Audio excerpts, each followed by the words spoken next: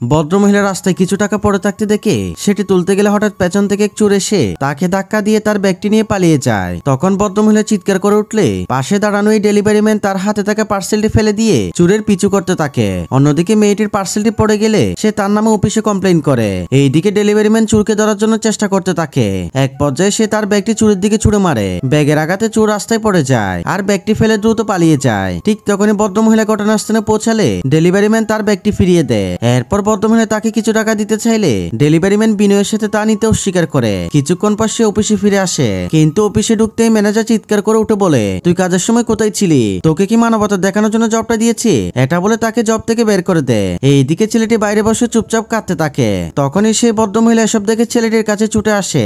এরপর বন্ধুরা কি হয় সেটি দেখার আগে তুমি যদি তোমার মাকে ভালোবেসে থাকো ভিডিওটা একটি লাইক দিয়ে চ্যানেলটি সাবস্ক্রাইব করো। এরপর ছেলেটি ভদ্রমহিলাকে সবকিছু খুলে বলে। তখন ভদ্রমহিলা নিজের ব্যাগ থেকে 5 লাখ টাকা